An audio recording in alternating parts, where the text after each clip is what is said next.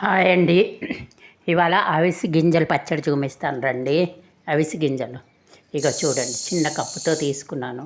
చాలా బాగుంటుంది, కందిపప్పు పచ్చడిలాగే అనిపిస్తుంది. ఒంటికి కూడా చాలా బలం. ఇది ఎర్రగా వేచాలి సిమ్లో పెట్టి. చిట్టపట్లు ఆడించ అంతవరకు వేచాలి బాగాను. చూసారు కదా, చిట్పట్లు ఆడిన దాకా వేస్తాను. చూసారా, చాలా అన్నంలో చాలా బాగుంటుంది, ఒంటికి కూడా చాలా మంచిది ఇది. అందుకే పచ్చడి చేద్దాం. ఇందులో నేను 6-7 ఎండుమిరపకాయలు వేసాను.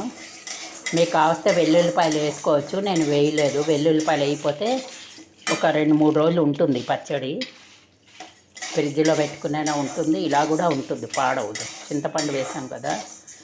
ఇప్పుడు ఫస్ట్ అయితే ఎండుమిరపకాయలు మిక్సీ పట్టేస్తాను. వేసాను కదా, సౌండ్ చిట్పట్లు సౌండ్ వస్తే వేగిపోయినట్టుగా.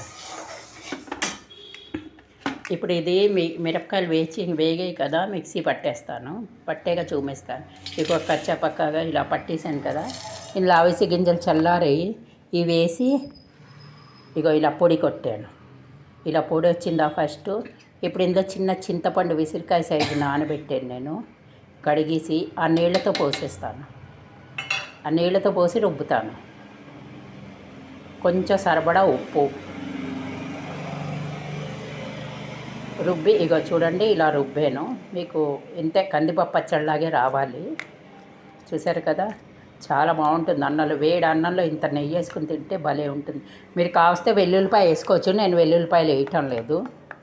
రేపు ఎల్లుండి మిగిలింది అనుకోండి, ఇంకా అలా వెల్లుల్లిపాయ తినని రోజు ఉంటుంది. అందుకే ఇక ఆవాలు, జీలకర్ర, ఎండుమిరపకాయ, కరివేపాకు, ఇంగువ, పోపు. చూసారు కదా, చూడండి. లైక్, సబ్స్క్రైబ్ తప్పకుండా చేయండి. ఇది వేడివేడి అన్నంలో కలుపుకొని తినడమే. అవిసి గింజల పచ్చడి.